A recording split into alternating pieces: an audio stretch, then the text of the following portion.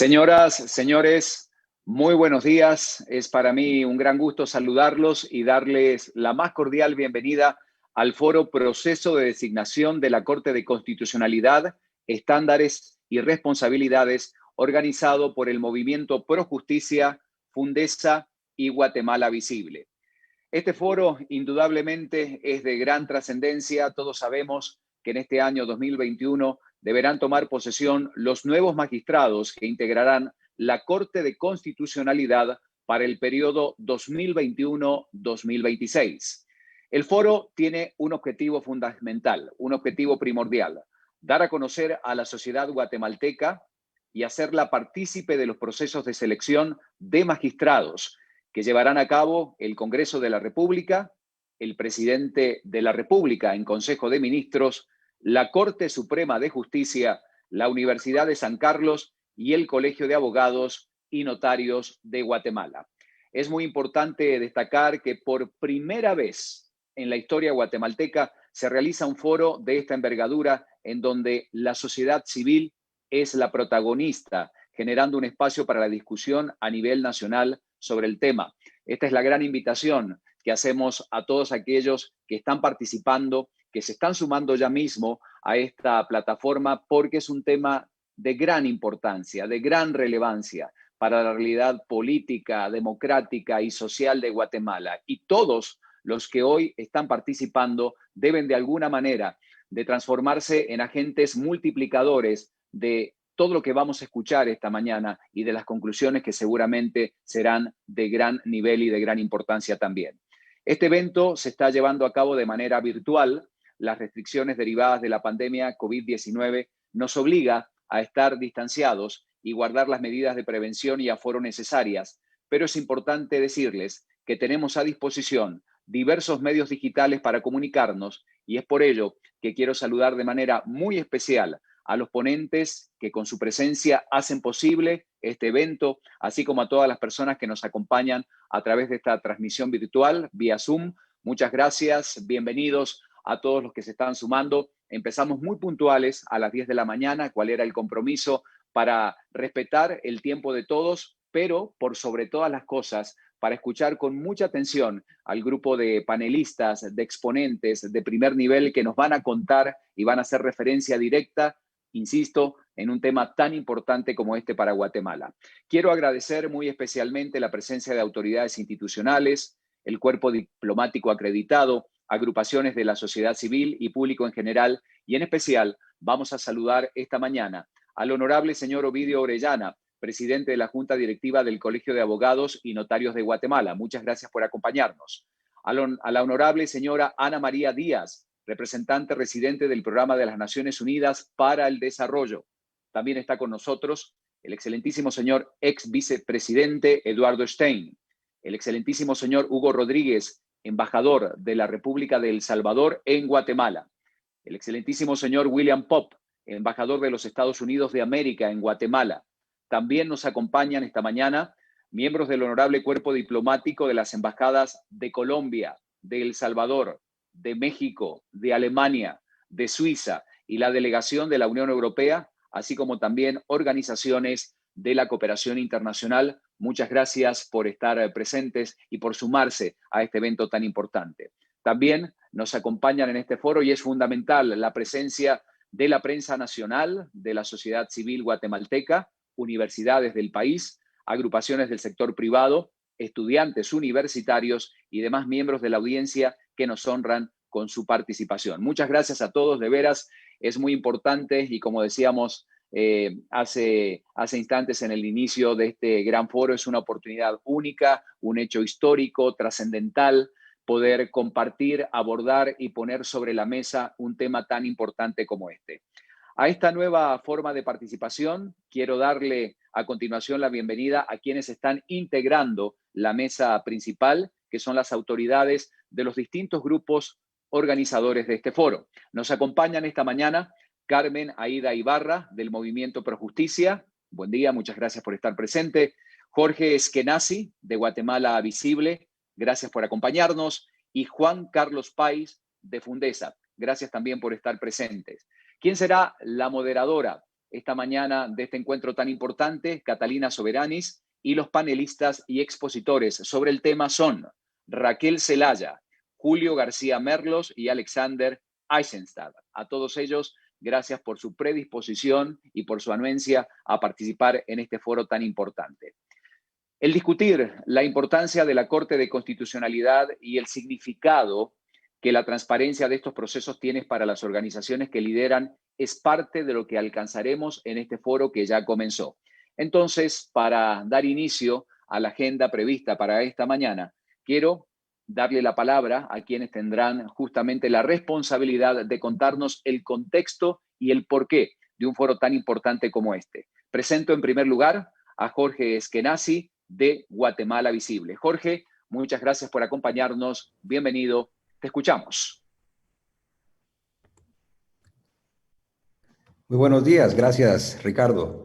Un saludo cordial a todos los amigos y personalidades que nos acompañan en esta mañana, a los distinguidos panelistas y moderadora e instituciones que hacen posible esta actividad. En nombre de Guatemala Visible, extiendo una cordial bienvenida a este importante foro sobre los procesos de designación de la Corte de Constitucionalidad. Y empiezo haciendo una reflexión que en Guatemala merecemos una Corte de Constitucionalidad con excelentes magistrados, que tengan una trayectoria profesional ejemplar, personas éticas, admiradas por su integridad, independientes, con carácter e idóneas para el cargo. Existen fuerzas que buscan incidir sobre el proceso de elección de cortes. Algunas son legítimas, pero muchas no lo son. La incidencia más preocupante es desde quienes buscan permear el proceso para debilitar el Estado de Derecho y para lograr un entorno permisivo al tráfico de sus influencias. Esas son las fuerzas que rechazamos categóricamente. Y existen otros actores que buscan incidir desde su perspectiva gremial, política o ideológica. Esto tampoco contribuye a tener una corte independiente y necesitamos una actitud de mucha responsabilidad. Lo mejor para el país es una corte que resuelva apegada a derecho. Cada elección es una oportunidad en la que debemos aspirar a que mejore la calidad de la corte. Es un proceso paulatino, pero que debemos esforzarnos para que siempre mejore y mejore. Y este foro busca contribuir al proceso de designación, convencidos de la importancia de tener un proceso abierto, con la visibilidad por la que luchamos como Guatemala Visible. Es una forma de lograr esa mejora paulatina en la calidad de la Corte, pero esa apertura también debe hacerse con mucha responsabilidad. No tachar por tachar, no descalificar porque no es de mi preferencia o conveniencia y tampoco entrampar los procesos. Recordemos que el éxito del proceso depende en gran medida de la invitación para que los mejores y más reconocidos profesionales quieran postularse al cargo y tengan la certeza que no serán vapuleados por participar. Sobre la tarea de los magistrados de la Corte de Constitucionalidad de interpretar el texto de la Constitución y demás leyes del país. Buscamos profesionales que interpreten la Constitución de manera consistente, siempre apegados a su lectura y entendimiento de nuestro marco legal y alejados de cualquier sesgo interpretativo de alguien que pueda querer introducir a través de presiones, influencias o agendas políticas. Y hacemos un llamado muy especial este día a las 5 instancias para que realicen un proceso con apertura, con transparencia y con publicidad, y designen a las personas más capaces, honestas y de reconocida honorabilidad.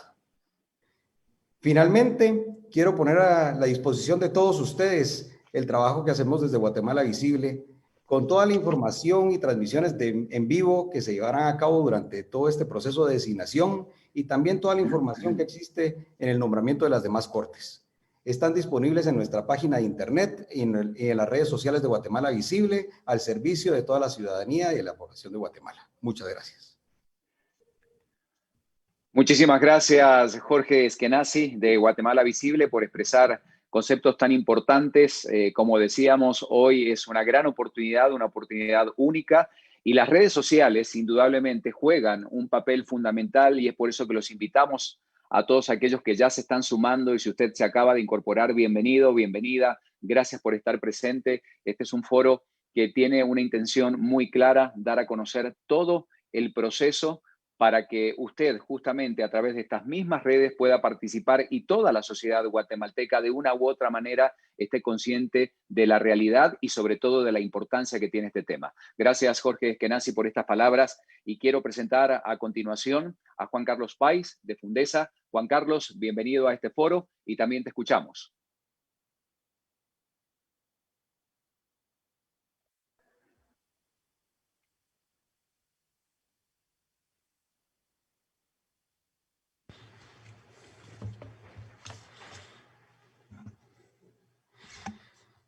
Muy buenos días Hago propio el vocativo del moderador.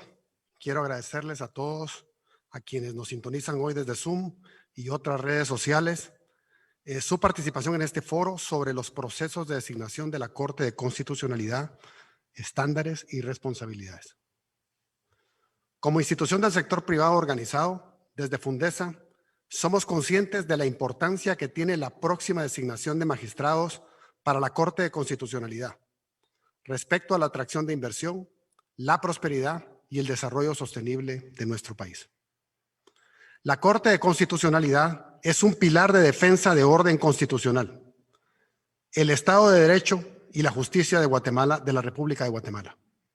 Mediante esta función primordial, debe brindar certeza jurídica para la convivencia en sociedad y el ejercicio de los derechos consagrados en la Constitución Política de la República de Guatemala para todos los ciudadanos.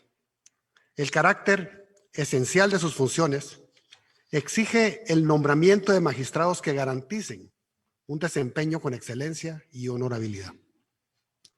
En las siguientes semanas se integrará la Corte de Constitucionalidad para un nuevo periodo de 5 años. Ante ello, resaltamos la obligación de las autoridades y organismos con mandato constitucional para designar magistrados titulares y suplentes con base en los más altos estándares de capacidad, idoneidad y honorabilidad.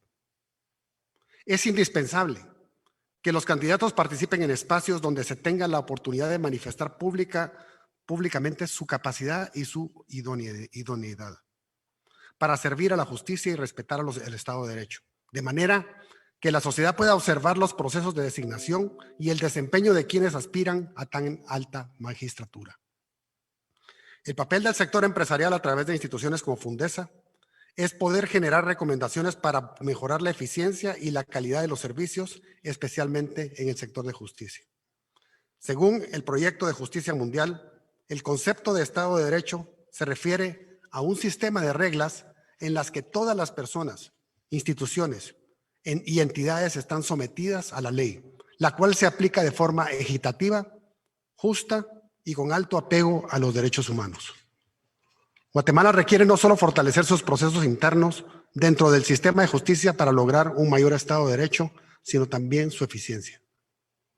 Desde Fundesa hemos trabajado con el CIEN en la elaboración del flujograma de justicia criminal, una herramienta excelente que desde la eficiencia de todos los actores del sistema, y con ello vemos cómo las acciones viables y los resultados muy positivos en el aumento de la eficiencia del sistema de la salud criminal empiezan a suceder. Con esto estamos ayudando a fortalecer el Estado de Derecho con aumentos importantes en la eficiencia del sistema que van desde un 13%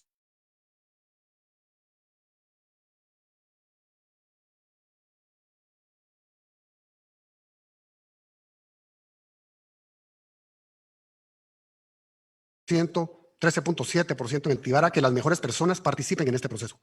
Recordemos que la mejor garantía de que mañana los magistrados resolverán con imparcialidad es que quienes están designados tengan las características que la Constitución y las leyes señalan. Muchas gracias y que sea muy provechosa para todos esta mañana. Muchísimas gracias a Juan Carlos Páez de Fundesa, quien destacaba, entre otras cosas, la importancia de que la sociedad pueda observar y seguir muy de cerca todo este proceso. Esta es una responsabilidad de absolutamente todos y este tipo de foros justamente es la instancia, es el punto de partida para seguir muy de cerca todo este proceso. Y a continuación también otra de las instituciones de gran prestigio que se suma a la organización y a la coordinación de este foro tiene algo que decirnos y quiero darle la bienvenida a Carmen Aida Ibarra del Movimiento Pro Justicia. Carmen Aida, bienvenida. Muchas gracias por acompañarnos.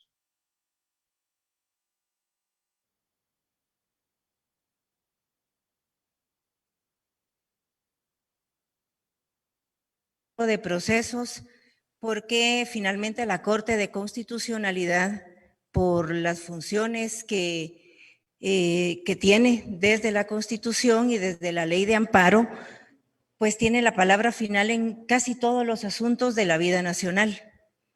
Ojalá no todos pudieran tener que terminar en la Corte de Constitucionalidad, pero las diferentes depravaciones y perversiones del sistema de institucionalidad democrática hace que sea necesario recurrir cada vez a otras instancias para enmendar o para restaurar aquello que hubiese dañado, instancias que están en otros planos no inferiores ni menores, pero diferentes. De manera que mucho de derechos y libertades, de la vida y la integridad física está en manos de la Corte, que está en proceso de integración ya, en la medida en que los diferentes entes que designan han hecho ya las respectivas convocatorias. Es un momento importante y en el tiempo es el adecuado para que hagamos una reflexión al respecto. Movimiento Pro Justicia empezó en el año 1999, o sea que hace ya más de 22 años, a monitorear estos procesos de postulación y de elección, de integración de cortes. Empezamos cuando todo era secreto, no había ley de comisiones de postulación y aún así empezamos a encontrar pequeños espacios muy frágiles, muy inciertos de parte de las comisiones de postulación y de los entes electores, pero pudimos acercarnos y acercar al público que interactuaba con nosotros a cómo eran esos procesos de postulación. Recibían denuncias de impedimento, objeciones bien fundamentadas, por supuesto, aun cuando no había en la ley la obligación de hacerlo. De manera que estuvimos en el momento oportuno para ir abriendo espacios y abriendo brechas y nos encontramos con la voluntad política de quienes tomaban las decisiones. Pero a lo largo de esos 22 años hemos visto cómo ha habido una degradación política y por supuesto moral de todos estos procesos de elección, de nominación y de postulación, y hemos atestiguado los amaños, y el hecho mismo de que los eventos sean públicos y transparentes nos da la oportunidad de atestiguar lamentablemente los amaños y las negociaciones espurias y denunciarlas y ver cómo se pueden ir reduciendo esos ámbitos de discrecionalidad y de arbitrariedad. Estamos en este momento en una situación muy compleja. Ya hemos visto qué ha sucedido con la Corte de Constitucionalidad. Ha estado bajo ataque la Corte, han estado bajo ataque algunos de sus magistrados en los últimos años, y es momento para que hagamos una reflexión al respecto y tratemos de eliminar tanto como sea posible, porque no va a ser posible eliminar al 100% esta situación de ataque y de cooptación que hay en las instituciones, pero sí es momento de exigir a los electores y a los designantes un compromiso para que tengamos una Corte de Constitucionalidad independiente, íntegra, y que desde ahí se pueda emanar un nuevo juego de ideas, un nuevo juego de dinámicas que nos lleven a rescatar no solo la Corte de Constitucionalidad, sino los otros estamentos del sistema de justicia y del régimen electoral y de partidos políticos también, que lo tenemos pendiente. Así que los invitamos a que debatamos, a que discutamos esta situación y que poco a poco vayamos rescatando las instituciones y evitando que haya una cooptación como las fuerzas criminales quieren hacerlo hoy. Muchas gracias. Muchas gracias, Carmen Aida Ibarra, del Movimiento Pro Justicia, y aprovecho nuevamente para agradecer a Guatemala Visible, a Fundesa y también al Movimiento Pro Justicia, porque forman parte activa de la organización de este foro. Y como bien lo decía Carmen Aida, es muy importante el debate sano, el que permita expresar todas las opiniones, el que permita dar a conocer justamente lo que cada ciudadano, representando una institución o no, puede decir en relación a este tema. Y vamos a comenzar con el ejercicio más importante de esta mañana, escuchar lo que tiene que decir la moderadora y, por supuesto, los panelistas y expositores que van a hablar sobre el tema. Así que inmediatamente comenzamos con la actividad de esta mañana e insistimos, Es muy importante la participación de todos ustedes a través de las redes sociales y gracias a todos aquellos que poco a poco se van incorporando a las distintas plataformas para seguir el paso a paso de esta discusión. El día de hoy tenemos la posibilidad de contar con una moderadora de gran experiencia, de gran valía en un tema tan importante como este. Quiero presentar a la licenciada Catalina Soberanis, quien tendrá a su cargo la moderación de este foro, y es un honor contar con esta participación desde su experiencia y, por supuesto, con una gran cantidad de actividades en las que ella ha sido protagonista. Ana Catalina Soberanis Reyes es abogada, profesora universitaria y consultora en diversas ramas del derecho y las ciencias políticas. Tiene estudios especializados en derecho de los pueblos indígenas. Entre otras cosas, en el servicio público fue integrante de la Asamblea Nacional Constituyente. Participó en la Comisión de los 30 y la de Estructura y Organización del Estado. La primera mujer presidenta del Congreso de la República, ministra de Trabajo y Previsión Social, secretaria de la Paz y comisionada presidencial del Sistema Nacional de Diálogo. En el proceso de paz, y es muy importante destacar este punto, fue representante de los partidos políticos en la Asamblea de la Sociedad Civil e integrante de su comité organizador. Es coordinadora de la Comisión de Seguimientos de los Acuerdos de Paz, representante del Programa de las Naciones Unidas para el Desarrollo ante el Consejo Nacional de los Acuerdos de Paz y es consultora también en análisis estratégico del Programa de las Naciones Unidas para el Desarrollo y asesora de la representante residente de Guatemala. Sin más preámbulo, quiero que le demos la bienvenida a la licenciada Catalina Soberanis. Muchísimas gracias por acompañarnos e insisto, ojalá este ejercicio que está a punto de comenzar sea realmente muy valioso y de gran utilidad para la realidad política y social de Guatemala. Bienvenida, licenciada. La escuchamos. Gracias por acompañarnos. Muchísimas gracias a ustedes. Bienvenidas y bienvenidos al foro Procesos de Designación de la Corte de Constitucionalidad, Estándares y Responsabilidades. El describir y difundir los procesos de designación de magistrados de la Corte de Constitucionalidad, el perfil ideal de un candidato a esta magistratura y el explorar la necesidad de impulsar reformas del modelo de designación vigente es lo que alcanzaremos gracias a este espacio de discusión, que se generará con la participación de nuestros destacados panelistas. Preliminarmente, voy a compartir algunas recomendaciones que debemos tomar en cuenta para que el foro se desarrolle de la mejor forma. A efecto de contar con mejor conectividad, las cámaras, micrófonos y chat se encuentran desactivados. Ello permitirá desarrollar la actividad de mejor manera. Los ponentes contarán con 5 minutos cada uno para realizar sus exposiciones. Al finalizar las intervenciones tendremos un espacio para debatir y analizar las diferentes posiciones de los ponentes por un periodo de 25 minutos. Al finalizar el debate, se contará con un espacio de 20 minutos para preguntas y respuestas. El público conectado a través de la plataforma Zoom para realizar preguntas o comentarios puede hacer uso del apartado Preguntas y Respuestas, que aparece en sus pantallas. Un comité designado para el efecto tomará nota de todas y cada una de ellas. Y al finalizar el espacio de discusión, leeré las preguntas y daré espacio a nuestros panelistas para responder. Para comenzar con el tema alcances del mandato de la Corte de Constitucionalidad, doy la cordial bienvenida a la licenciada Raquel Zelaya, nuestra primera panelista.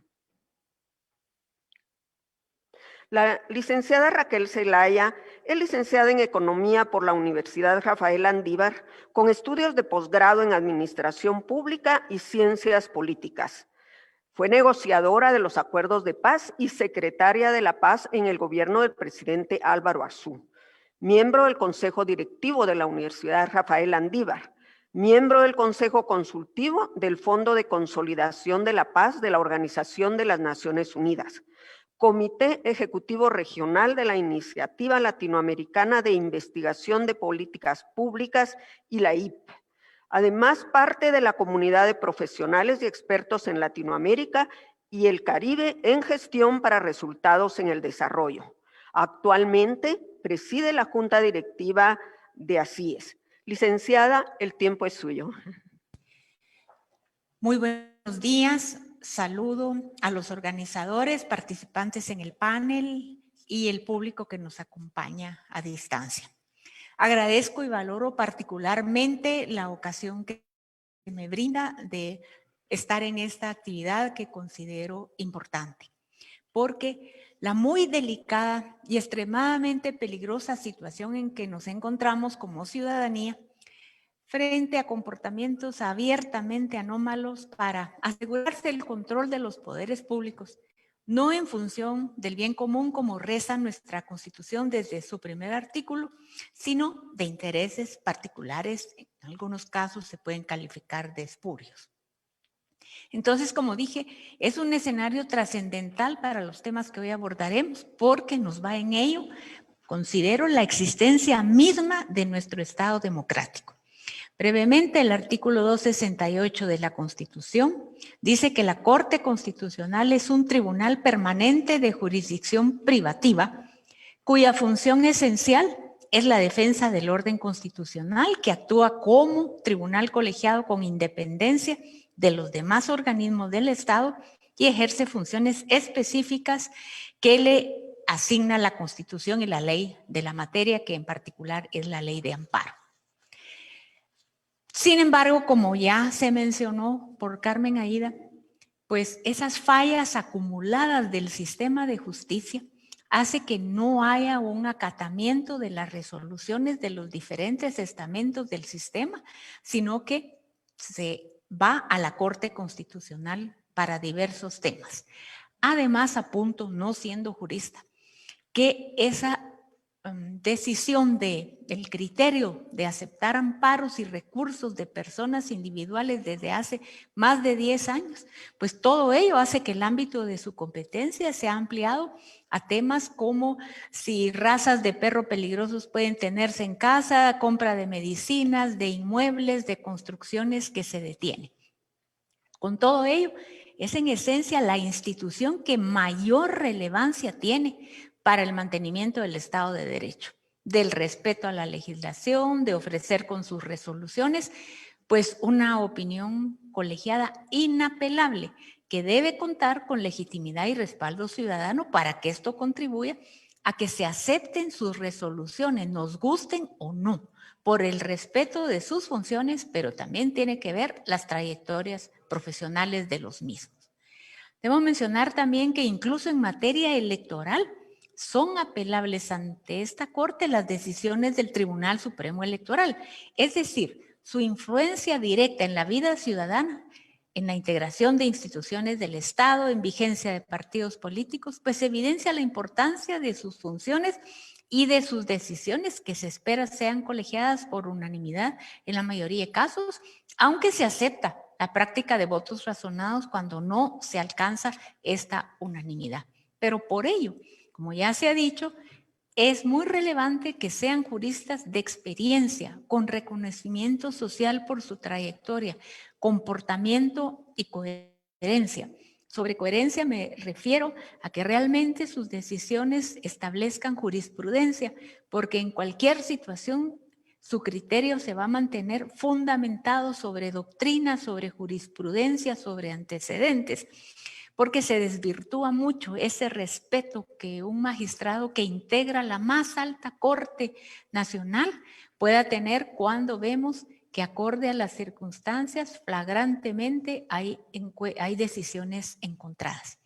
Es pues el tema que estamos abordando, la próxima elección de magistrados que integren la Corte Constitucional, determinante para el contexto que vive Guatemala, muy desolador, con muchos desafíos, pero en el cual yo entiendo que estas actividades quieren involucrar a la ciudadanía, comunicar criterios, hacer ver que, parafraseando a Santo Tomás de Aquino, yo diría, decía algo así como: si tu causa es buena, lucha con todas tus fuerzas para que se lleve a la realidad. No cabe el desánimo, no cabe el pensar que todo está ya articulado, sino que crecientemente el peso de la ciudadanía, de sus diversas expresiones de la sociedad civil, de partidos políticos que debieran, es una ausencia muy notoria en estas complicaciones que tenemos, pues que todo ello nos lleve en la discusión que vamos a llevar a cabo a tener algunos cauces de por dónde debiéramos orientarnos. Así es que muchas gracias y seguimos en el tema.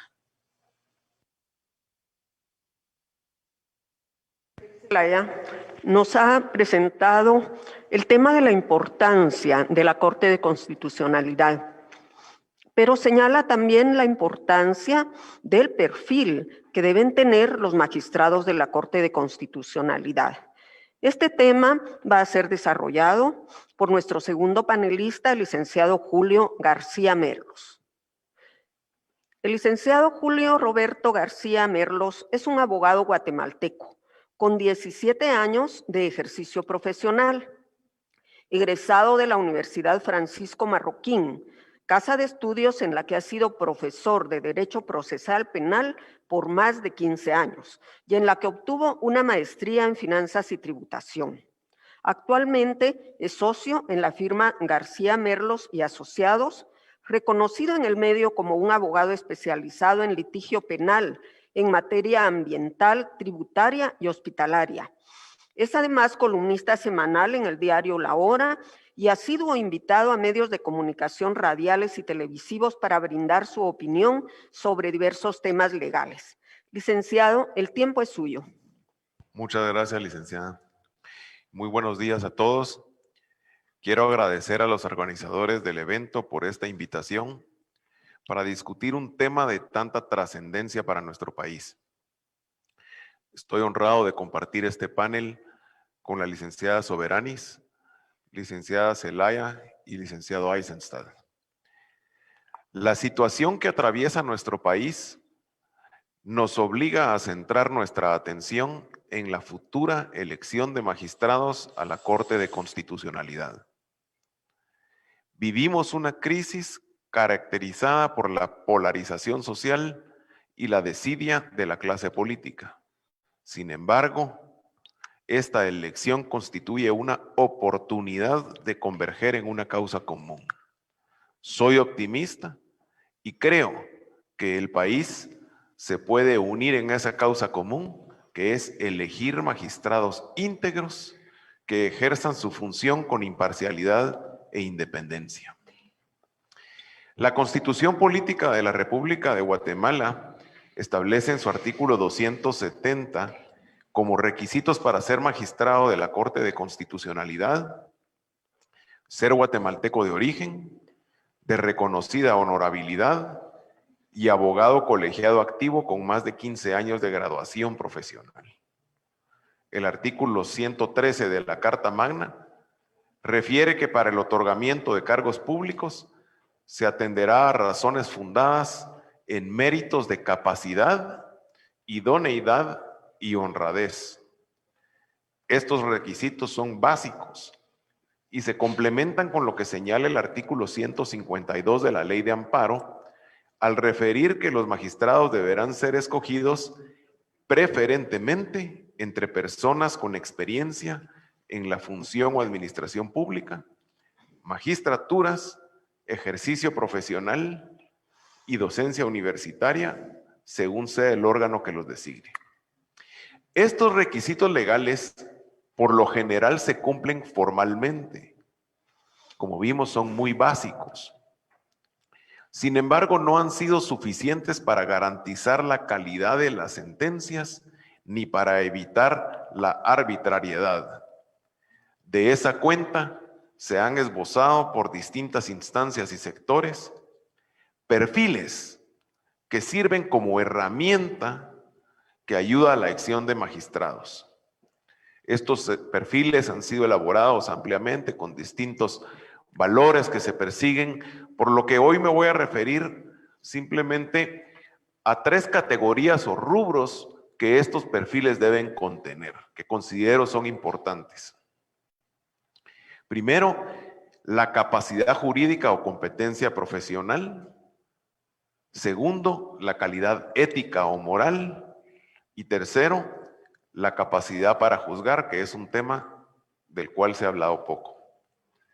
La capacidad jurídica o competencia profesional se evalúa mediante la evaluación de los conocimientos del abogado y por lo general es una evaluación objetiva, en el sentido que se fijan parámetros como estudios de posgrado, docencia universitaria, publicaciones, ensayos, y en algunos países se hacen exámenes de conocimientos jurídicos o lo que se llaman concursos por oposición, ya que la hoja de vida como tal no garantiza de ninguna forma la capacidad o competencia del profesional.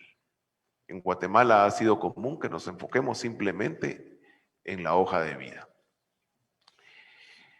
Segundo rubro o aspecto es la calidad ética o moral.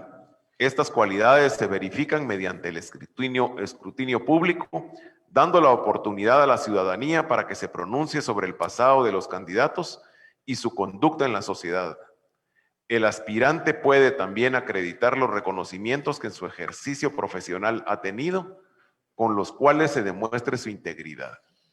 Y finalmente me refiero a la capacidad para juzgar, que considero y quiero enfatizar, ya que sobre las otras dos he hablado con más regularidad.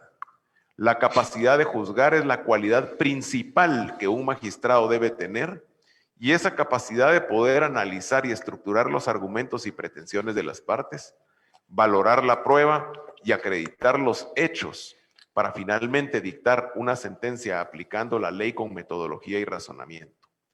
Para evaluar esta capacidad es necesario analizar las resoluciones de aquellos que han sido jueces, y esto es muy fácil por medio de sus sentencias, y algo sumamente importante es que se puede evaluar la consistencia de sus resoluciones. En su trabajo como juez se reflejará si situaciones similares las resuelve de la misma manera o si por el contrario hay decisiones arbitrarias o volátiles. Para aquellos candidatos que han ejercido la profesión liberal, esta capacidad se puede examinar revisando sus publicaciones, los juicios de acceso público que ha asesorado y si ha participado como árbitro o miembro de tribunales de similar naturaleza. Nos hemos enfocado demasiado en la evaluación objetiva y en las tachas de los candidatos. Sin embargo, es importante que estas tres categorías se utilicen conjuntamente, ya que un juez capaz no garantiza que sea ético, independiente e imparcial. Muchas gracias. Es importante también el proceso de elección de magistrados de la Corte de Constitucionalidad. Y para abordar este tema doy la cordial bienvenida al panelista Alexander Eisenstadt. Es abogado y notario egresado de la Universidad Francisco Marroquín con el título de Maestría en Derecho otorgado por la Universidad de Yale. Investigador visitante y conferencista en el Instituto Max Planck de Derecho Público Comparado y Derecho Internacional. Con vasta experiencia en litigio constitucional y arbitraje, es además profesor universitario en diversas facultades del país. Licenciado, el tiempo es suyo. Muchas gracias. Aprovecharé este espacio por todos los que tienen mucho que opinar sobre este tema y no tienen esta voz en un espacio tan importante, y aprovecho a desearles a ustedes y a quienes nos escuchan los mejores deseos de salud en esta época. En abril se renueva la Corte de Constitucionalidad y con eso el tribunal que tiene la última palabra en asuntos de relevancia nacional en la defensa de nuestros derechos. Ya hemos visto un anticipo de lo que nos espera y algunos cuestionamientos nos llevan a querer tener la necesidad irresistible de alzar públicamente la voz de nuestras conciencias indignadas. No quiero hablar de principios generales de transparencia en la elección, en los cuales habrá ya mayor consenso, y nadie podría razonablemente o desinteresadamente oponerse a esos temas, sino que a puntos más concretos. Y aclaro, valoro el papel del Tribunal Constitucional, que ha tenido algunas luces. No señalo las sombras para apagarlas, sino precisamente para resaltarlas y aumentarlas en el futuro. Muchos descuidan la importancia del Tribunal Constitucional en una democracia tan frágil. en donde el ya muy abierto interés de algunos sectores por agenciarse de un magistrado amigo arriesga la paz social y los derechos de una gran mayoría desposeída, en un país donde el temor y la miseria se asoman en cada esquina. Que estas luchas interesadas no den respiro, sino más bien se intensifiquen durante una pandemia mundial es bochornoso. Hablaré de 2 puntos. El primero es, ¿qué busca el proceso? El proceso debe buscar al ideal para todos, no solo para algunos, fruto de un esfuerzo transparente. Más de 10,000 abogados cumplimos ya los requisitos para ser magistrado de la Corte de Constitucionalidad, pero eso no significa que todos debamos o podamos ser.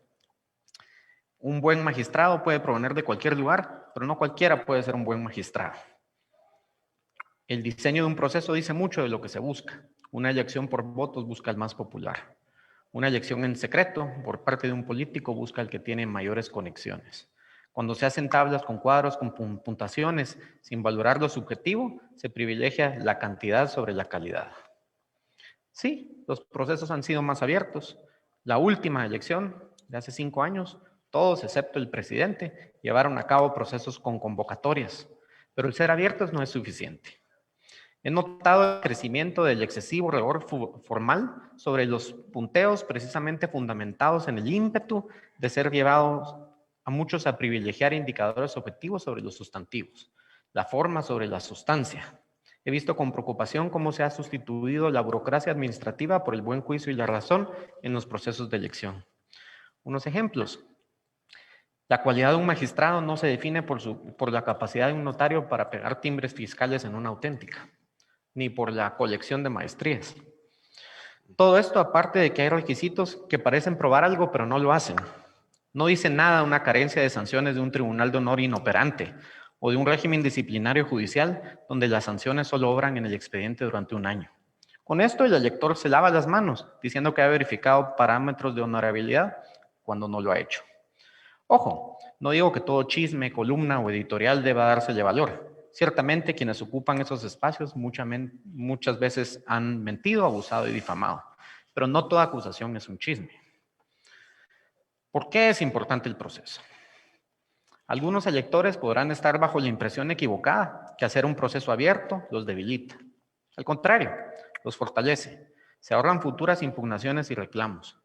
Ya decía el juez Brandeis de la Corte Suprema de Justicia de Estados Unidos que la luz del sol es el mejor desinfectante. Eso desde el punto de vista del elector, pero desde el punto de vista del magistrado.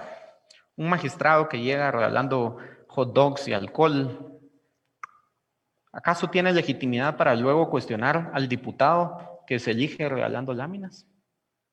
¿Cómo podemos esperar que la CC adecue la ley electoral a estándares democráticos y éticos cuando algunos de sus integrantes han llegado ahí precisamente de esa forma? O nombrados por amigos que así obtienen su cuota de poder. Por eso es importante este proceso. Y no es necesario solo que sea transparente, sino que sea percibido como tal.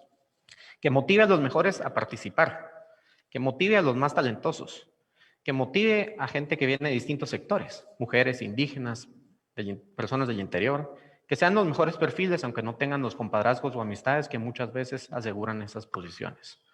Un magistrado nombrado conforme a los principios y no solo a la letra que inspira la Constitución, tendrá mayor legitimidad para hacerla valer. Concluyo con una frase del poeta José Hernández, que en su poema Martín Fierro decía que una de las recomendaciones que le daba el gaucho a su hijo era hacete amigo del juez. ¿Por qué? Para obtener resoluciones favorables. Acá parece que el consejo es hacer juez al amigo. Eso es insostenible, ya no se puede permitir. Muchas gracias. Gracias a usted, licenciado Eisenstadt. Hasta ahora hemos conversado acerca de la importancia de la Corte de Constitucionalidad, los procesos para la elección o designación de sus integrantes y el perfil que deben llenar las personas que aspiren a llegar a la Corte de Constitucional. Pero, ¿qué otros aspectos se deben tomar en cuenta para la elección de los magistrados de la Corte de Constitucionalidad?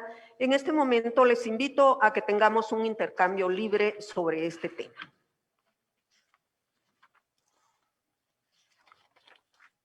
Bien, pues, si me lo permite, yo tengo una observación sobre ese punto. Yo creo que muchos nos hemos enfocado en la elección cada 5 años y estamos en lo mismo cada 5 años. Y menos enfoque ponemos a lo que hacen los magistrados cuando llegan ahí. Yo, en preparación a este foro, solicité por acceso a la información a la Corte de Constitucionalidad que me indicara cuál era su código de ética y cuál era el proceso disciplinario interno. Y me contestaron diciendo que no existe alguna normativa que rija el proceso disciplinario interno de la Corte de Constitucionalidad porque no tiene código de ética. Entonces, nos enfocamos mucho en criticar y fundamentar quiénes llegan ahí, pero una vez llegan ahí, tienen carta abierta. Yo creo que hay que enfocarse también en eso, en privilegiar una verdadera institución que no dependa tanto de los magistrados y que no sea tan indispensable quienes llegan y que pueda funcionar independientemente de la personalidad de cada uno de ellos. Un código de ética que aplique la Corte de Constitucionalidad como existe para todo el sistema judicial es un paso mínimo indispensable y es lo menos que podemos exigir de una Corte de Constitucionalidad. De mi parte, quisiera plantear un dilema que en lo personal no tengo absolutamente claro, pero sí me inclinaría por la importancia que los magistrados, al llegar a la Corte Constitucional, sea un proceso de culminación de la carrera, porque esto los hace más independientes. Yo obviamente valoro la juventud, este es un país de jóvenes y por lo tanto no es cerrarles espacios, pero sí me pregunto si no ampliamos el mandato de la Corte Constitucional, llega un abogado con muchos méritos por 5 años, pero luego de esto tiene que plantearse cuál va a ser su futuro y con la importancia en la vida nacional que tiene cada una de sus resoluciones, yo la considero un limitante. Me inclinaría a pensar si no todos, pero la mayoría fueran abogados reconocidos con las cualidades que aquí se han manifestado y que comparto, pero la independencia que da pensar que voy a asumir una magistratura de la Corte Constitucional después de todo un recorrido de vida profesional, académica, docente, que me permite una mayor independencia. Creo que ese es un punto a considerar. Otro es que no deja, por la enorme importancia que la CC tiene en la vida nacional, que haya la tentación de algunos magistrados de volverse paladines de una causa o de estar muy pendientes del aplauso ciudadano. Yo creo que tienen que ser personalidades muy al margen de este tipo de situaciones que evidentemente siempre va a haber un reconocimiento porque una de las situaciones por las que debieran llegar es que tienen ese reconocimiento y esa aceptación de que son personas honorables y probas en todo el sentido de la palabra. Y el otro es que le empecemos a dar importancia al tema de los letrados, porque hablando así como en otras instituciones, hablamos de la carrera fiscal, de la carrera judicial, esos letrados sí que pasan muy anónimamente y han sido un semillero de gentes que luego han podido destacar porque generalmente acumulan una gran experiencia dependiendo si el magistrado con el cual trabaja les ayuda a darles jurisprudencia, doctrina, libros, referencias. Entonces, sí vería yo que es muy importante que los letrados, si bien tienen que tener la confianza y la cercanía con el magistrado con el cual trabajan, también veamos que ahí haya la aplicación de unos conceptos de carrera. ¿Qué piensa usted, licenciado García Merlos? Muchas gracias, licenciada. Creo que el tema es complejo porque estábamos hablando de la elección que se nos viene en las siguientes semanas, pero es innegable que nuestro sistema necesita una reforma y que tal como está ahorita permite esas perversiones. Creo que hay acuerdos en todos los sectores en cuanto a que el plazo del nombramiento de los magistrados debe ser más largo. Se ha demostrado que entre más largo es el plazo de nombramiento, más se diluye la dependencia entre el elector y el juez. Yo soy de los que me inclino por plazos vitalicios, siempre con un límite a la edad, porque no queremos ya ahí jueces que ya no están en capacidad de resolver. A diferencia de la licenciada Zelaya, creo que es importante esa carrera y que alguien vea como un futuro a largo plazo y probablemente de por vida aspirar y que se fije querer ser un magistrado de la Corte de Constitucionalidad y que se prepare para eso y que siga una carrera, una preparación académica. Como decía el licenciado Eisenstadt, no todos nos preparamos para cumplir todas las funciones. Yo me he entrenado para ser abogado litigante, que requiere otras cualidades diferentes que ser juez. En ese sentido, también que se reforme la alternabilidad. No es sano que se cambie toda la corte completa cada 5 años. Hemos visto que cada 5 años lo que sucede es que hay campañas y existe la dependencia entre el elector y la búsqueda de una reelección. Ahora, habiendo dicho eso, también quiero señalar que a pesar de que existe bastante aceptación de la necesidad de estas reformas, es muy peligroso, y debo subrayar eso, es muy peligroso que creamos que con solo la reforma de 2 artículos de la Constitución, que vamos a alargar el plazo y la alternabilidad, vamos a cambiar el sistema. Es tan peligroso que podríamos poner de por vida o por largos periodos a gente mala o corrupta. Así que ese es un tema que tenemos que plantear y evaluar para que se haga toda la estructura de nombramiento y evaluación y poder remover al juez malo. En países desarrollados esto está completamente desarrollado. No se puede mantener un juez que comete ilegalidades, que es variable, que comete arbitrariedades, que no sigue una línea jurisprudencial, sino que es volátil. Muchas gracias. Pero esta cuestión de la inamovilidad versus el hecho de que pueda destituirse a un magistrado o magistrada, ¿cómo lo ve usted, licenciado Eisenstadt? Yo creo que en ese tema de las reformas solo nos hemos enfocado de un lado. Solo nos enfocamos, yo estoy de acuerdo que es necesaria una carrera judicial, es difícil o imposible hacerlo a nivel de la Corte de Constitucionalidad, pero es necesario. Pero solo nos enfocamos en las cosas que le dan más poder al juez, que sea un mayor plazo, que no se le pueda remover, que ganen mejor. Y yo estoy de acuerdo con todo eso. Pero ¿qué pasa con el otro lado de esa moneda? Solo están los derechos y ¿dónde están las obligaciones y las responsabilidades?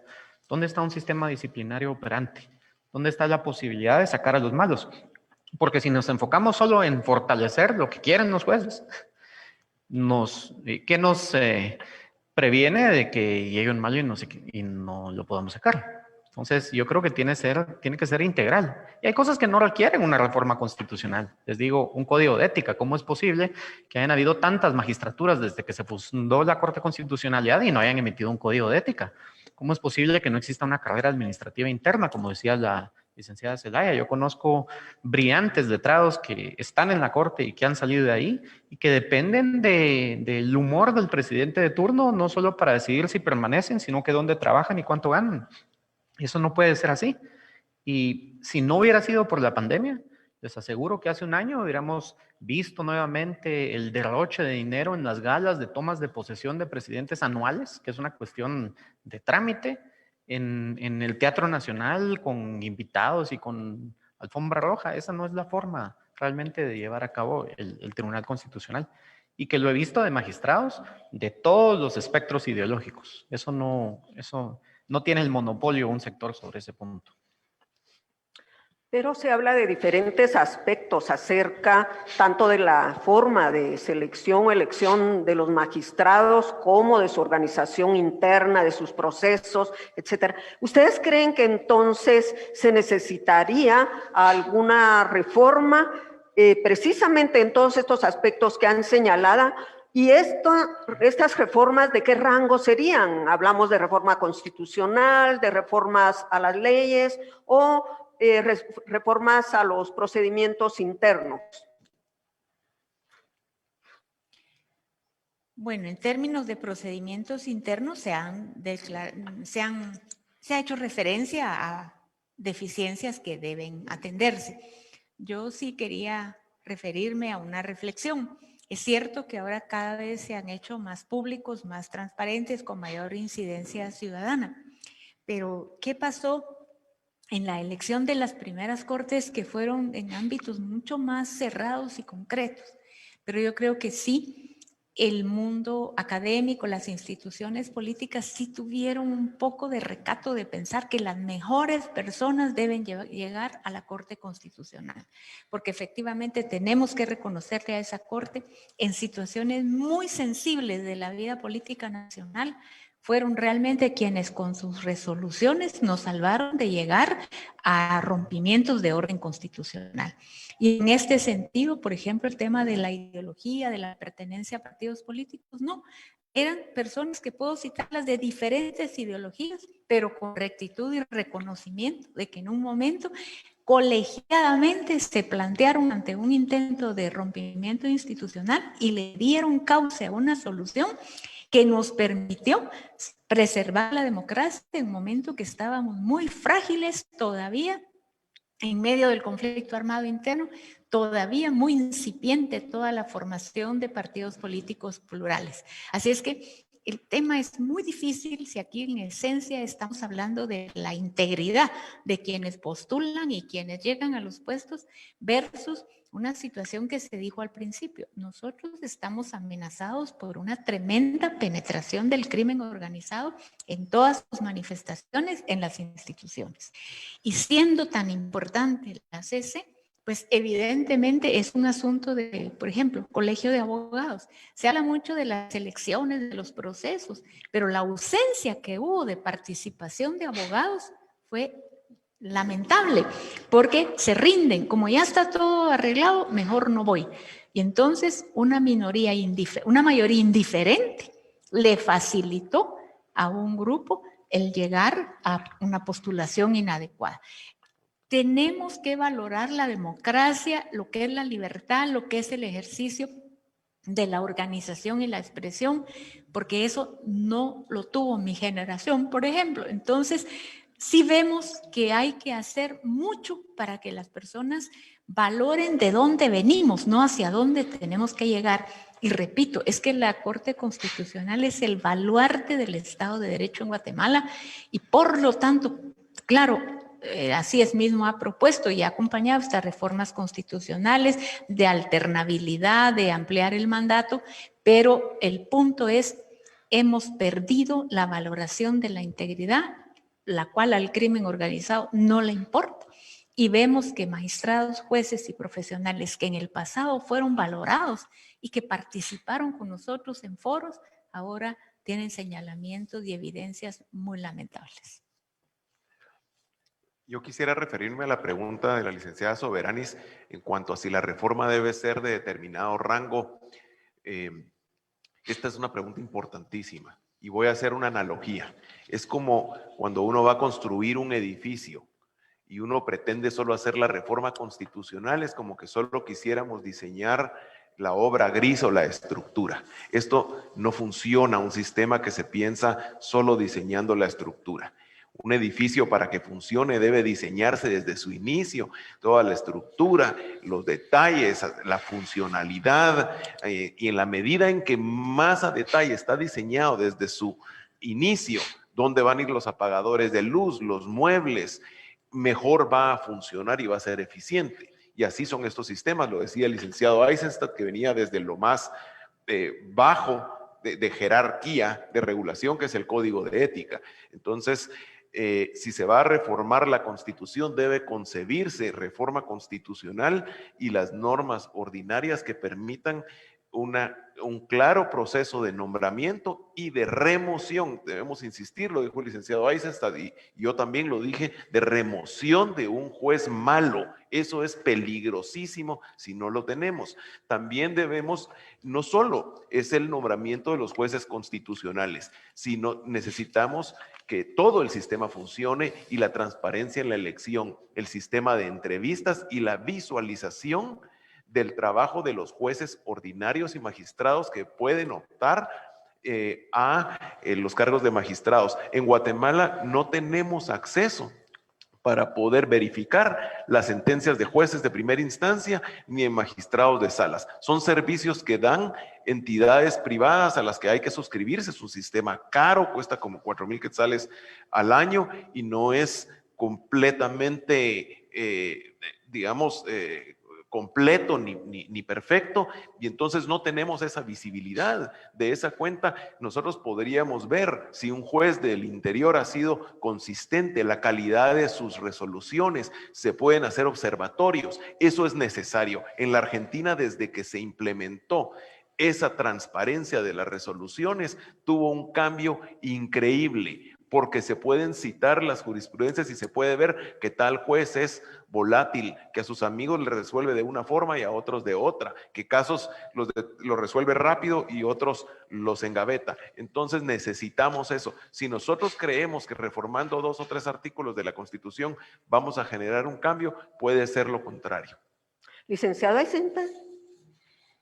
Yo creo que aparte de una reforma constitucional, que es algo que podemos ver ya en el muy largo plazo y que también tiene sus riesgos, porque quienes participan en el proceso de reforma constitucional, pues son diputados que llegan por medio de las reglas que ya todos conocemos.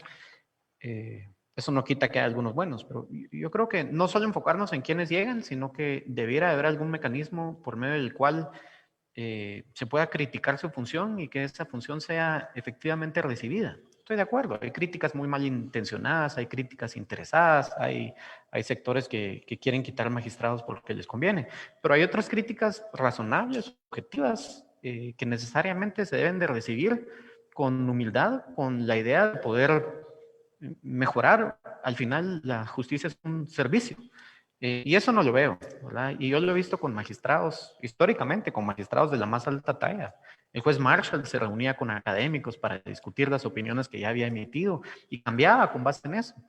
Acá no hay ese espacio. Nosotros vemos resoluciones abiertamente contradictorias de un mismo magistrado sin explicación.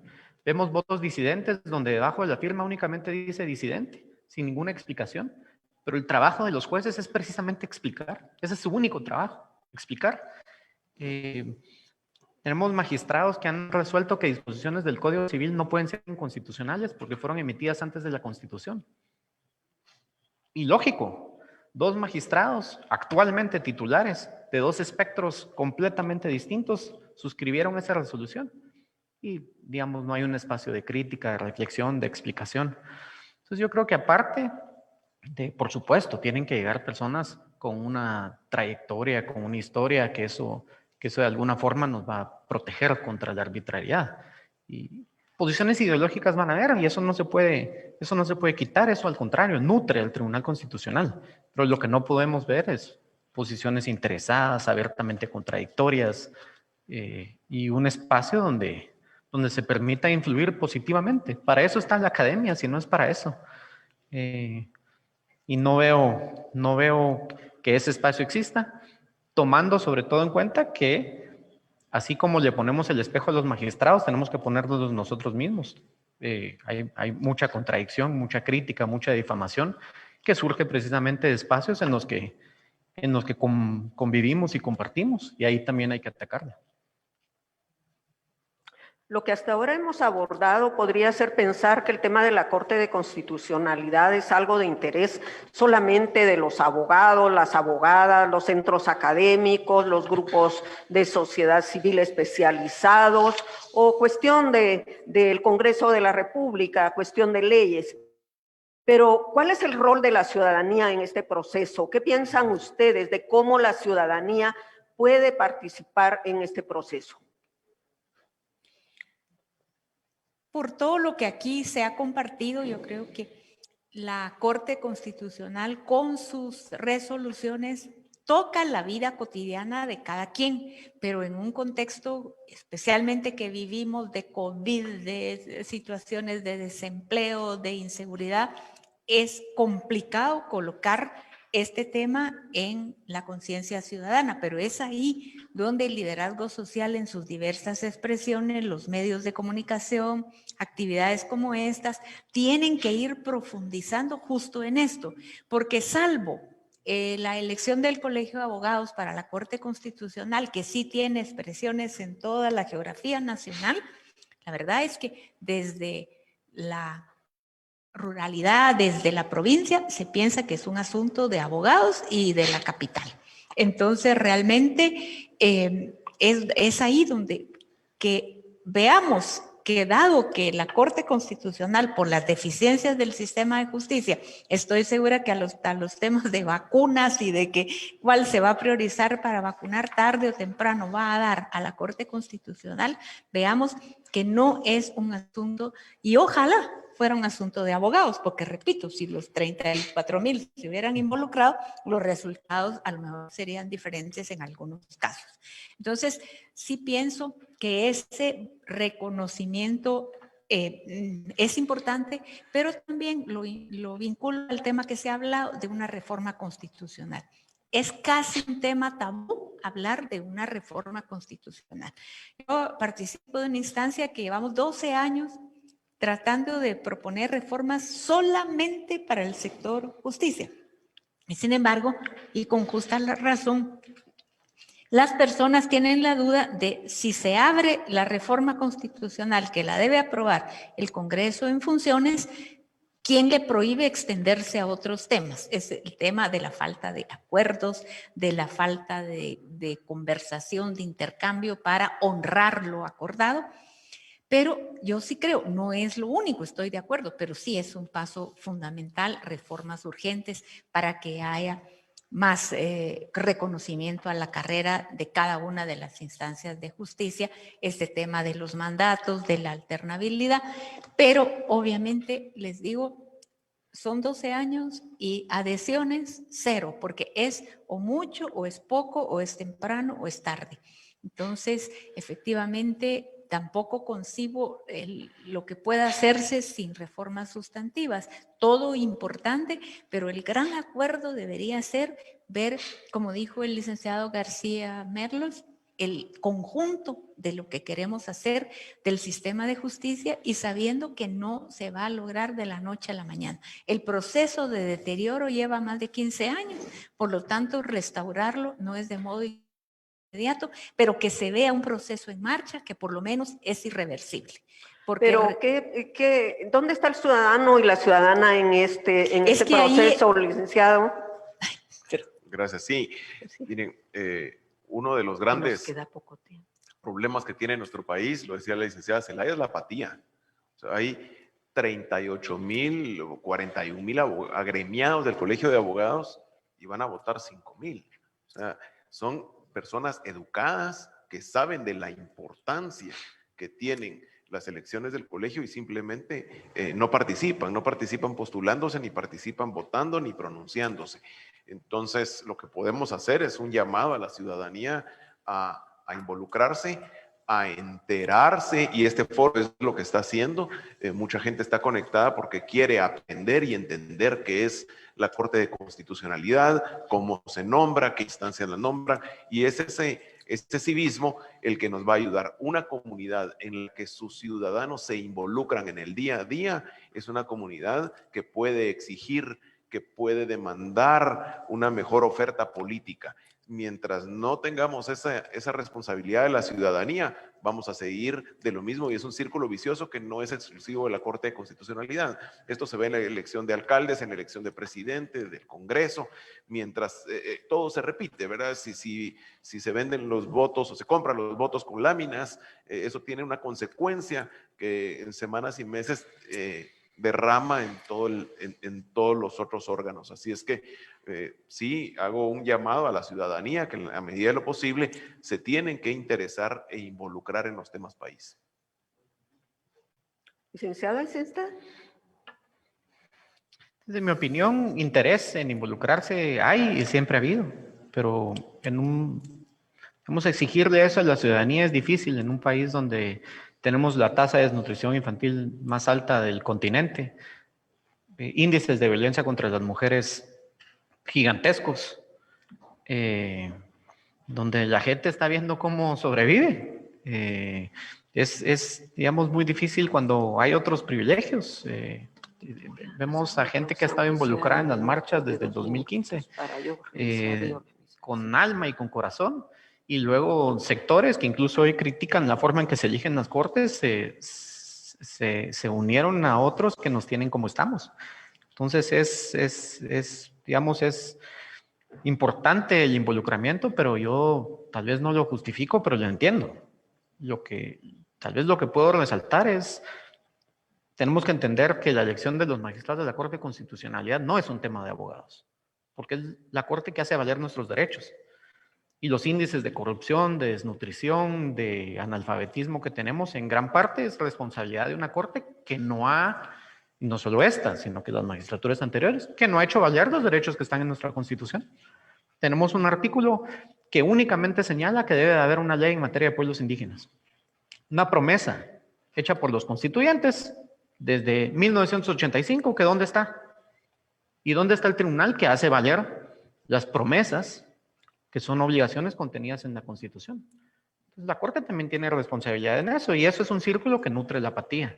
Hay una leyenda que se cuenta en Alemania, no sé si es cierta, pero Federico el Grande, rey de Prusia, rey soldado, tenía un palacio, que todavía está, el Palacio de Sanssouci, una especie como de mini Versalles, y afuera había un molino que hacía mucho ruido. Y un día sale el rey a decirle al molinero que le compre el molino con tal de que lo detenga. El molinero le dice que no, entonces el otro le dice, bueno, te pago más, el otro le dice que no. Entonces el rey, finalmente cansado, le dice, pues se te olvida quién soy, ¿verdad? Yo soy Federico Grande, rey soldado, rey de Prusia. Te estoy ofreciendo comprártelo, pero fácilmente te lo podría quitar. Y la leyenda cuenta que el molinero le dice, sí, usted tiene razón, yo soy un simple molinero y me podría quitar el molino, si no fuera por los tribunales en Berlín. ¿Tribunales que están para qué? Precisamente para defendernos de los abusos del poder. Entonces ya se contaba esa leyenda en la Alemania de hace 300, 400 años, y pues nosotros, nuestro tribunal de Berlín, muchas veces se alía con el poder y no hace valer precisamente los textos de la Constitución, que pasan a ser, digamos, promesas incumplidas que quien no tiene capital político no tiene la capacidad de cumplirlas. Muchas gracias, licenciado Eisenstadt. Ahora vamos a hacer una pequeña pausa de unos pocos minutos para organizar las preguntas y comentarios y aportes que ha hecho la audiencia, tal como se anunció al principio de este foro. A lo largo del mismo íbamos a estar recibiendo sus preguntas, sus aportes, sus comentarios. Así que vamos a tomar solo unos minutos para organizar estas preguntas y aportes para cada uno de los panelistas.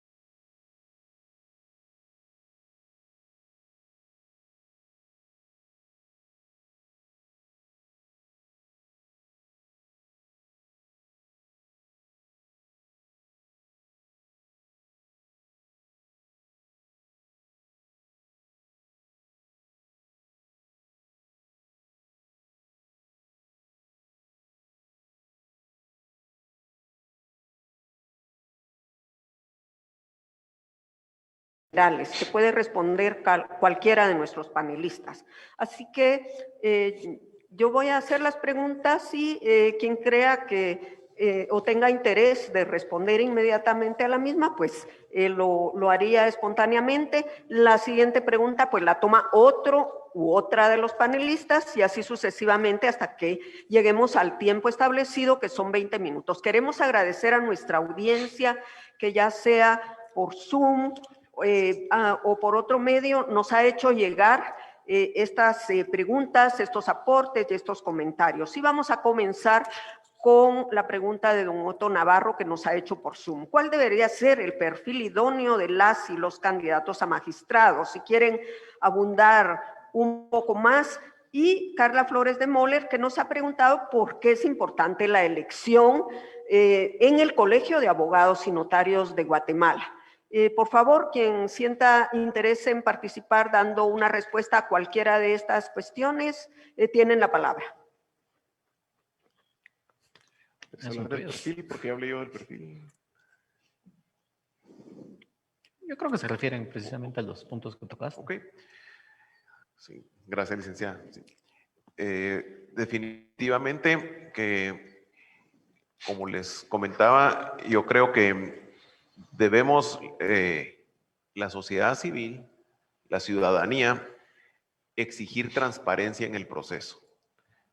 Pero exigir transparencia implica que tengamos herramientas y que tengamos algunos criterios para poder saber cómo elegir al mejor magistrado. Yo hablaba de 3 rubros. Hablaba de la competencia del abogado para poder participar, de su calidad ética y de su calidad para juzgar. Todo esto solo son rubros y guías generales y características que deben desarrollarse mucho más a fondo.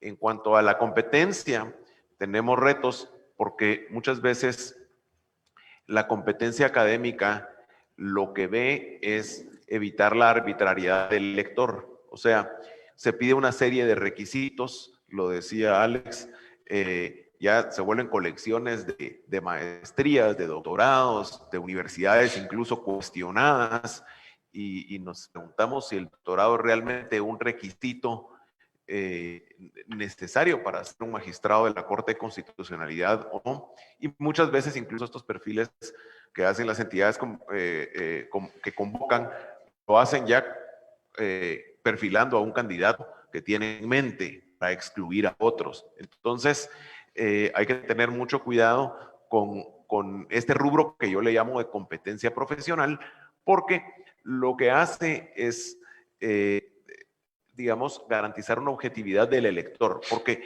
se hacen las famosas tablas de gradación y entonces el elector dice, yo escogí al que sacó 100 puntos. Lo que no podemos ver es la arbitrariedad que hay en esas tablas de gradación y cómo se califican, y hay mucha manipulación. Entonces, estos rubros deben ir integrados unos con otros.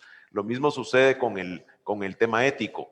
Nos hemos concentrado únicamente en tachas y en cuestionar, y muchas veces solo con noticias que salen, y esto pues incluso viola la presunción de inocencia. La calidad ética se refiere más a poder acreditar un prestigio de un abogado, y un prestigio se construye con el tiempo, con entidades que lo reconocen, con su actuar, con la forma que ha litigado, ¿verdad? Y entonces debe ponérsele énfasis y hacer un perfil ético en el que se logre evaluar que una persona es consistente e íntegra. ¿Eso qué significa? Una persona que es académico y que litiga, pues lo que enseña en la universidad es lo mismo que practica en su ejercicio profesional, y eso muchas veces no lo vemos.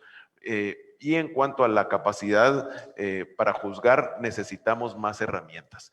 No podemos nosotros evaluar la capacidad de juzgar de un juez si en Guatemala ni siquiera se tiene conocimiento de los distintos métodos de interpretación de la ley, y no tenemos transparencia para poder evaluar la función de jueces y abogados. Todavía existe mucho secretismo en los procesos. Ahora, la pregunta muy interesante de cuál es la participación del Colegio de Abogados y los agremiados, lo decía la licenciada Zelaya. Es triste realmente que el Colegio de Abogados no participe activamente, y esa apatía es una complicidad de no participar y dejar los espacios a los peores, a quienes, lejos de buscar servir, se quieren servir de los puestos a los que llegan, y han denigrado la profesión de abogados a querer ser simples traficantes de influencias.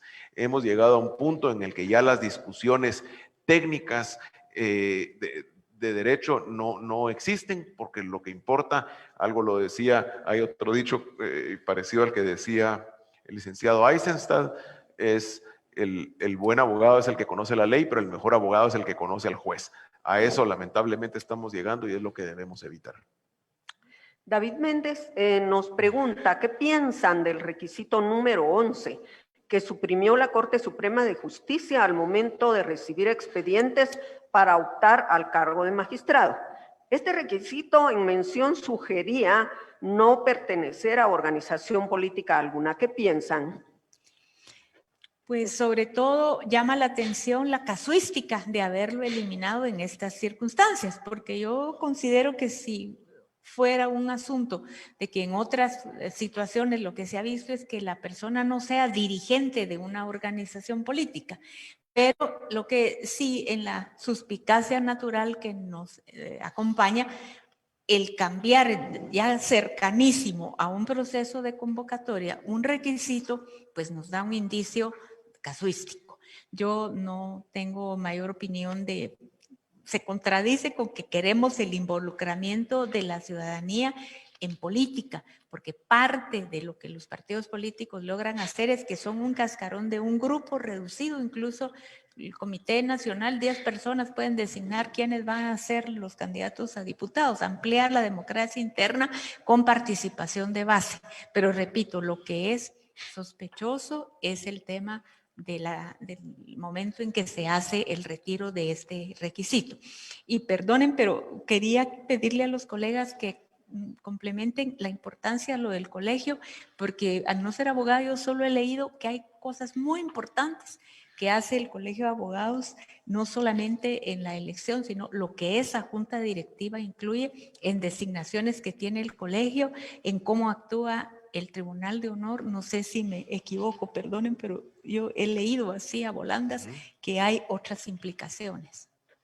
En ese sentido, yo quisiera pedir al licenciado Eisenstadt que aporte un poco más acerca de lo que dice la licenciada Raquel, pero de una vez le planteo otra cuestión que usted abordó también.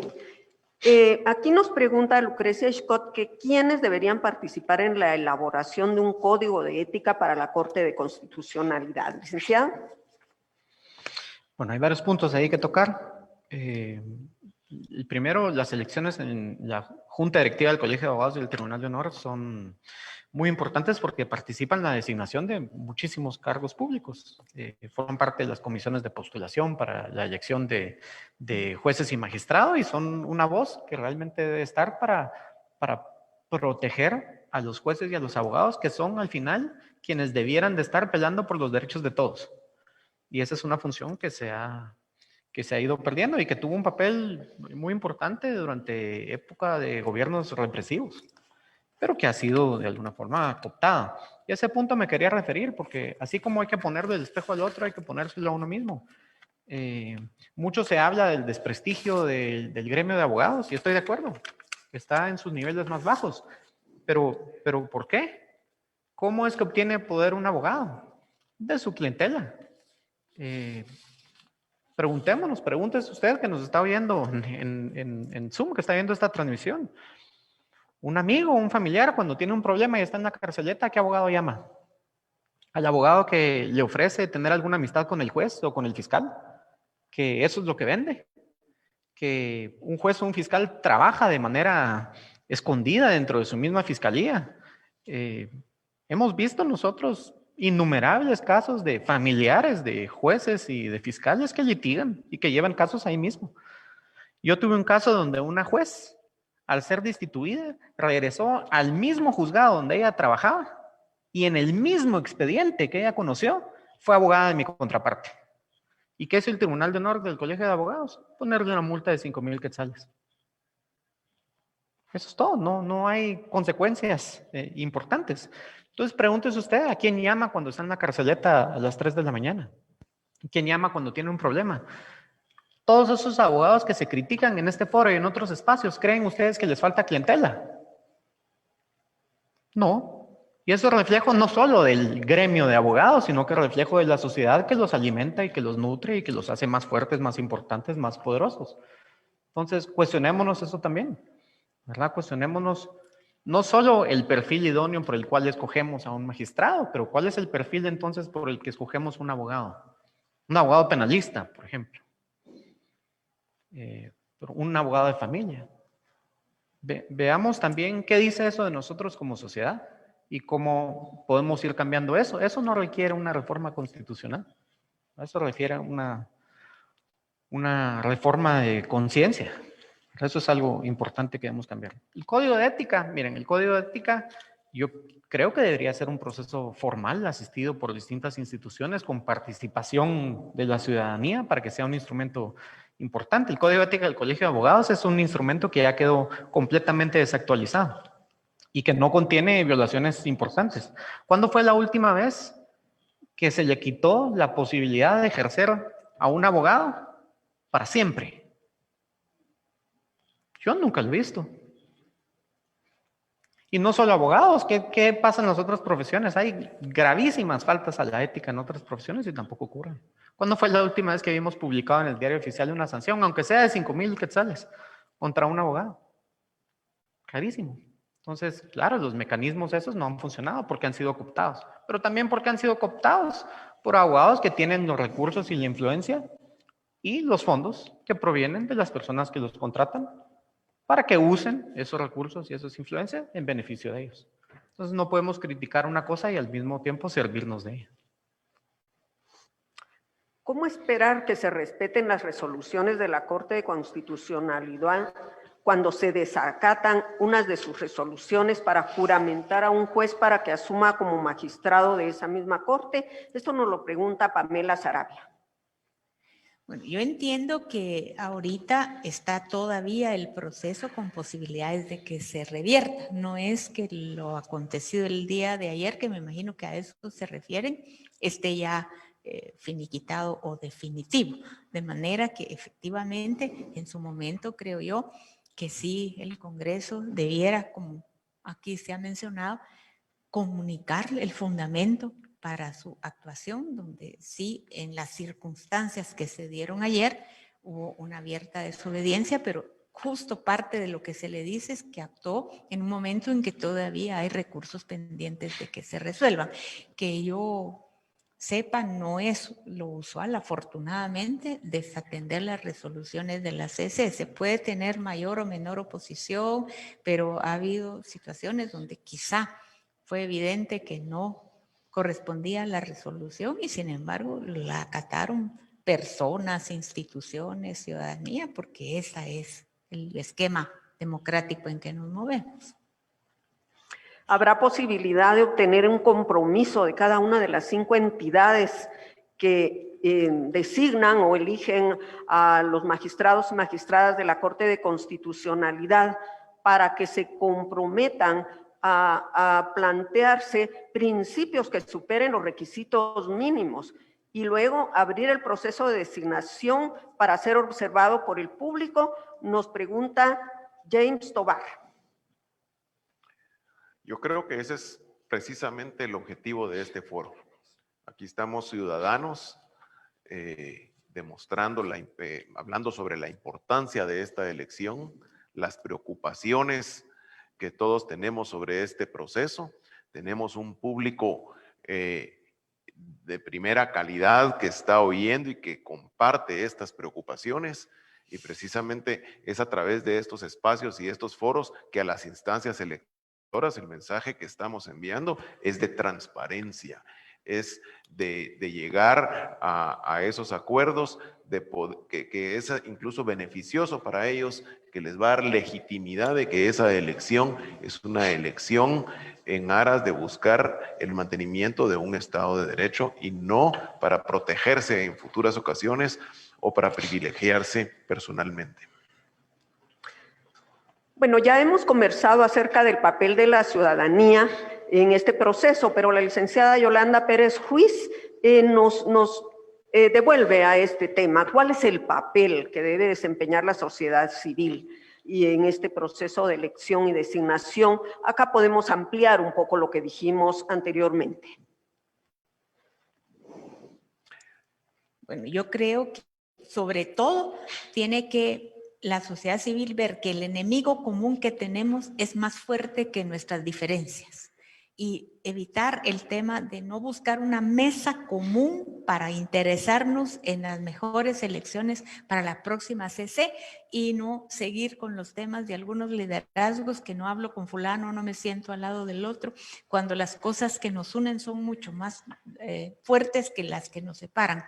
Pero sí creo también que los medios de comunicación tienen que intentar mandar un mensaje como más positivo, con todo respeto lo digo, pero en el ambiente que se respira, que es lógico que hay pesimismo, que hay una sensación cuando se leyó la pregunta anterior, pues yo dije, sí, pues yo no veo posible que firmen y se comprometan, pero lo peor es que pienso que se pueden comprometer y no cumplir. Entonces, sí, la sociedad civil, el mundo académico, los medios de comunicación, sobre todo, en la capital, que es la que ha concentrado las decisiones, creo que sí hay necesidad de un involucramiento de compromiso plural. El día de mañana yo me voy a distanciar de esta persona por este criterio, por este argumento, pero en este momento el fin superior que queremos es una Corte Constitucional idónea. Ese es el papel que se puede, sabiendo, y repito,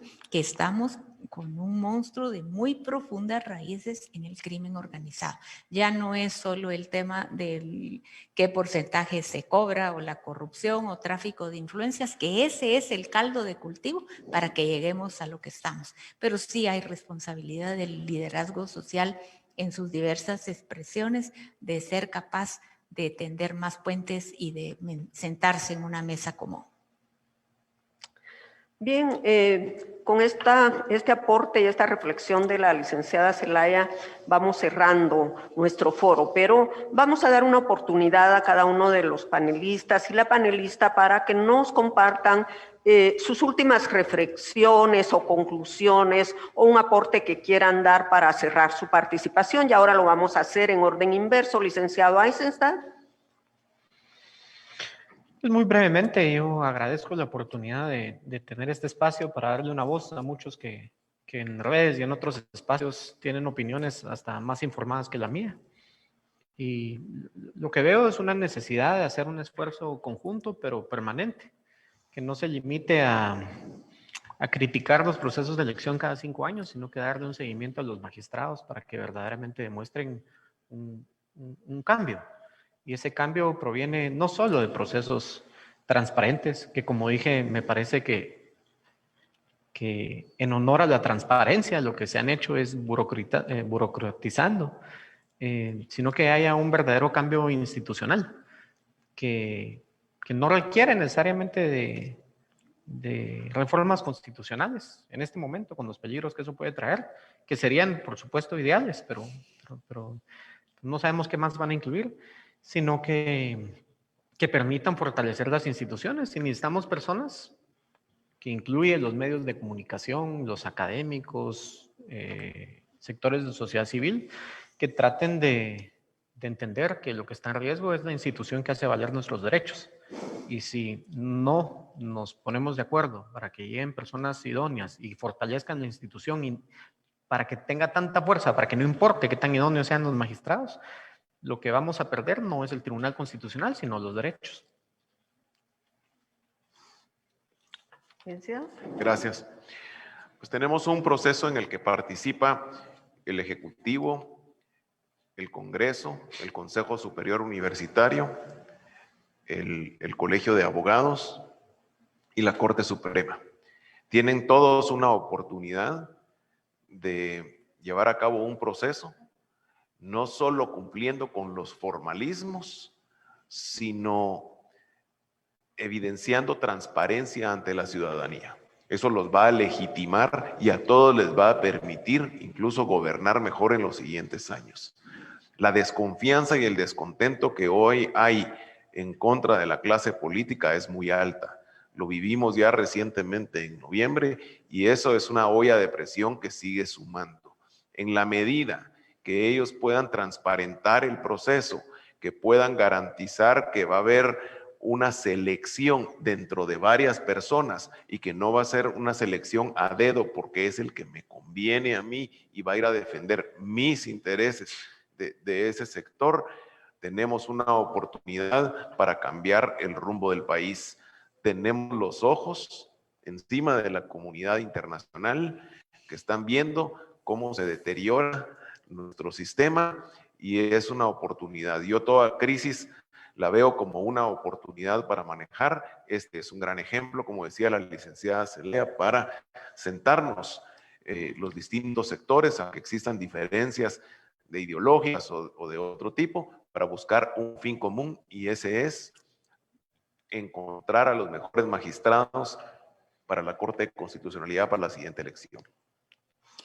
Pues de mi parte es un llamamiento a las entidades que por constitución designan o eligen la integración de la próxima Corte Constitucional, porque son decisiones cruciales que la Constitución, como digo, les otorgan, pero que también me atrevo a dar un ejemplo. En el tiempo de la guerra, cuando se hablaba de escribir la historia, tanto los dirigentes de la guerrilla como del ejército que habían estado involucrados, yo veía la preocupación de qué iban a leer sus hijos, sus nietos en el futuro, de esa historia que ellos habían vivido.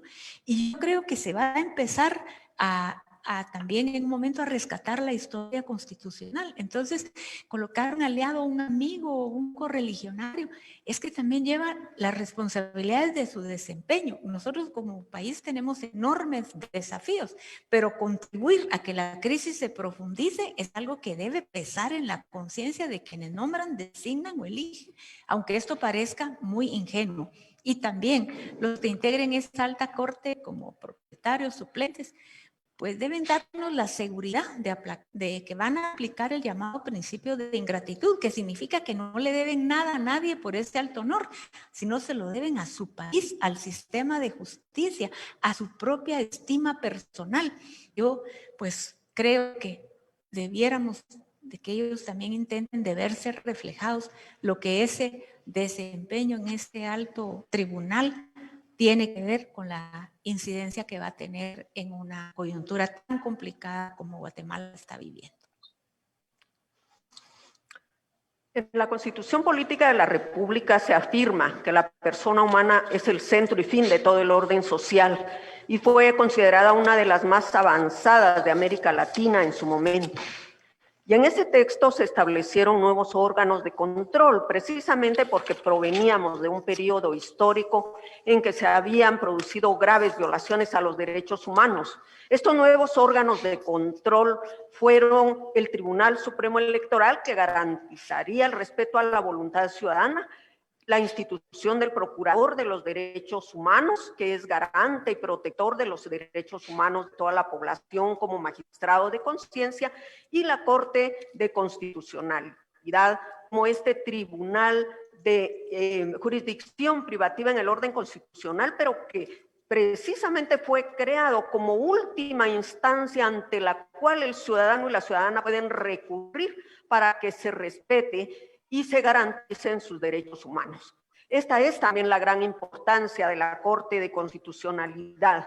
Se estableció en el texto constitucional también un sistema de elección que en nuestra visión garantizase el equilibrio entre poderes y la existencia de pesos y contrapesos entre los distintos organismos del Estado. Pero este sistema también establecía que una vez que magistrados y magistradas son electos o designados, cobran independencia del órgano que les eligió o designó, precisamente para garantizar que el ciudadano y la ciudadana de Guatemala pueda tener esa protección efectiva de sus derechos independiente de cualquier otro criterio que no sea precisamente la garantía y el respeto a sus derechos. Pero más allá del sistema que se haya establecido para su designación, puede haber mejores sistemas. Quizá más allá de las normas por las cuales se elige a las personas, las instituciones son algo más que los edificios. Las instituciones son algo más que el marco que rige sus funciones y atribuciones. Las instituciones son las personas que lo integran. Y es por eso que es tan importante el perfil de las personas que van a integrar la próxima Corte de Constitucionalidad. Y en ese sentido, se espera que esas personas sean idóneas, sean capaces y y sobre todo sean honorables. Muchísimas gracias a nuestros panelistas, a la licenciada Raquel Zelaya, al licenciado Julio García Merlos, al licenciado Alexander Eisenstadt por su participación y muchísimas gracias a las organizaciones promotoras y generadoras de este espacio para la ciudadanía y a toda la audiencia que ha estado con nosotros. Con esto terminamos nuestro foro. Muy agradecida. Bueno, queremos agradecer muy especialmente la participación de todos ustedes, en especial la excelente moderación de Catalina Soberanis. Muchas gracias por esta gran oportunidad a todos los expositores que dejaron muy claro este punto de vista tan importante y de compromiso para el resto de toda la sociedad. Y como bien lo decía Catalina, es muy importante agradecer a Guatemala Visible, a Fundesa y al Movimiento Pro Justicia por haber generado este espacio de sana discusión, y quiero contarles que ha sido muy importante la participación de todos ustedes a través de las redes sociales. Como lo decíamos al inicio de este foro, arrancamos con estricta puntualidad a las 10 de la mañana. Cada uno de los que han participado esta mañana a través de esta gran plataforma virtual, les pedimos por favor que se transformen en agentes multiplicadores de un tema tan importante, tan sensible a la realidad política de nuestro país, donde todos de una u otra manera, como parte de la sociedad guatemalteca, debemos participar activamente. Así es que queda este espacio, por supuesto, con conclusiones que acabamos de escuchar, y ojalá tengamos muy pronto la oportunidad de volver a reunirnos nuevamente y seguir muy de cerca este proceso de designación a la Corte de Constitucionalidad. En nombre de las entidades organizadoras, en nombre de los participantes de este foro, les agradecemos a cada uno de ustedes por su presencia y por su atención, y será hasta un próximo encuentro. Muy buen día para todos.